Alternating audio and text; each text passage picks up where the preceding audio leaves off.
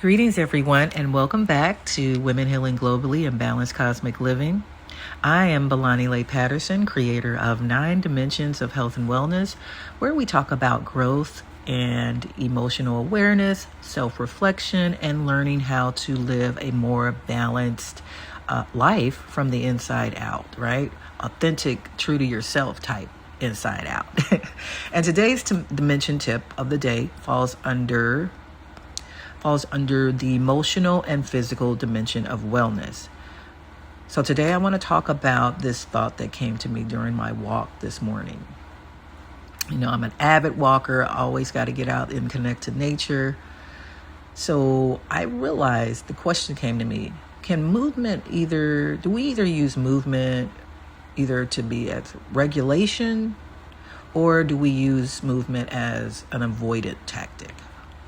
And I'll tell you what I mean by that.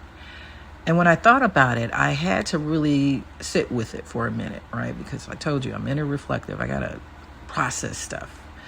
Because movement itself is not bad. Exercise is not bad. Staying productive is not bad. Or keeping busy is not bad. But sometimes we have to ask ourselves honestly, am I moving to heal, or am I moving to not have to feel? And I think that is an important question and conversation we need to have if we're on this journey of evolving and being better and greater, individuals, right? So this morning, again, I went walking. I did my meditation. I prayed. I exercised a little. I reflected on where I currently am emotionally in my life. And the one thing I realize is that healing is not always about getting over everything so quickly, right? It's not this jiffy popcorn, where you can just take your feelings out of it, or stonewall, or I don't feel nothing, right? No, if you are connected to Source, connected to the Most High, connected to nature, connected to people, your family, friends, loved ones, of course you have some emotions. Of course you have feelings, right? And so the one thing I realized is that, like I said, healing is not always getting over something quickly. Sometimes healing is allowing yourself to feel what's there, honestly, without letting it consume your entire identity. Now, that's tricky.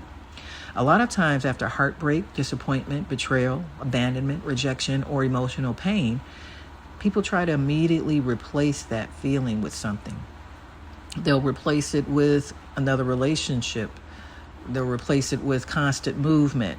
They'll replace it with work or social media or nonstop exercising or whatever type of distraction we gravitate to keep ourselves from feeling, right? And again, none of those things that are necessarily unhealthy by themselves.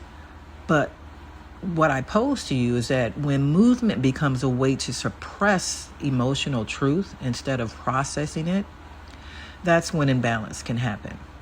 That's when something healthy can slowly become emotionally unhealthy. Because eventually your body is going to slow down. The distractions will fade. The noise quiets when we're in the stillness. And we still have to sit with ourselves, right, wrong, or indifferent.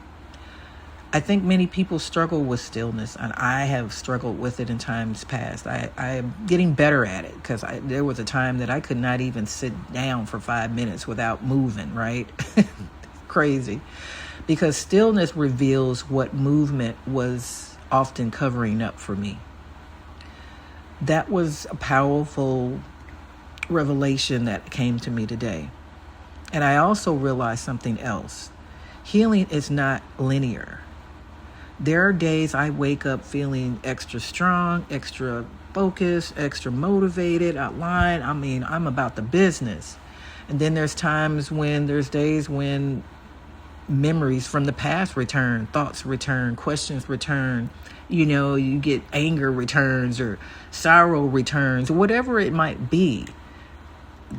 It happens because this is human nature. But you have to put it in its perspective. And sometimes we judge ourselves for that. But feeling emotion does not mean you are failing at healing. It often means that you're just human. So one of the things I'm learning, and I want to share with you, is that emotional healing is not about pretending we don't feel pain. It's about how to move through the pain consciously instead of unconsciously. That is the difference. And another thing I learned this morning, while listening to a public speaking video, right, was something called emotional dump. Now, I've done some emotional dump with my friends, my family, but maybe we can find some other healthier stuff because they're going through their own mess. Like, you want to, don't want to be adding that on to their emotional baggage, right? With our stuff. But basically, what I'm saying is that allowing yourself a space to release your thoughts, your fears, your frustrations, your gratitude, your emotions without shame. And I realized in that moment that that's actually the very similar thing that I do with the 9 dimensions every day. I check in with myself emotionally, physically, spiritually, mentally, and socially, asking, how am I really doing today? Not for performance sake, not for the mask, not for the image on social media, how people look at you, how people see you. No, I'm imperfected. I'm beautifully imperfected, and I'm learning to accept that just as I am, right? There's days I look better, there's days I don't look so hot, and that's okay. There's days I'm happy, there's days I'm sad. But I'm still being true to me, because self-awareness is the healing journey for me. And I think sometimes people often underestimate and how exhausting it can become to constantly have to avoid yourself.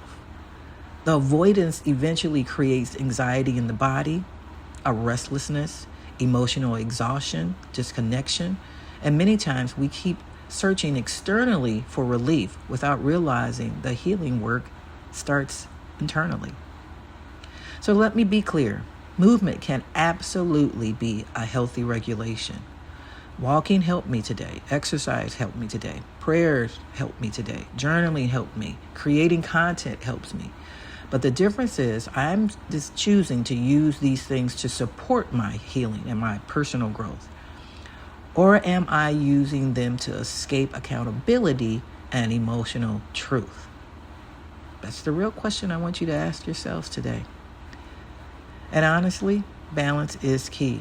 Not overthinking, not suppressing, not emotionally drowning, not emotionally avoiding. Balance is key. Another thing I want to add before we go about anyone listening today is this. Missing one day does not erase your progress.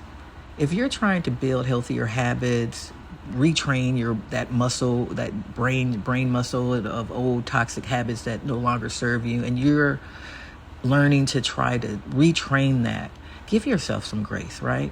If you're trying to become more disciplined, more healed, more balanced, one difficult day does not cancel out your growth. Healing is not perfection. Growth is not perfection. Consistency is not perfection. Consistency is returning to yourself again and again and again. That's growth. And honestly, I think many of us are harder on ourselves than we need be. We pressure ourselves to always have to do more, be more, have more production, what did I get done? And I check all my boxes, have everything figured out. No, I don't have everything figured out. And no, sometimes I wake up and I'm happy and happy boots, and then sometimes I wake up and I feel like shit. That's just what it is. But sometimes growth is simply getting up and trying it again and choosing differently than you did before. And this matters. So today's dimension and tip of the day is pay attention to your movement. Ask yourself, is this helping me regulate? Or is it helping me to avoid? Because there is the difference, and learning that difference can completely change your healing journey. I want to thank you again for listening.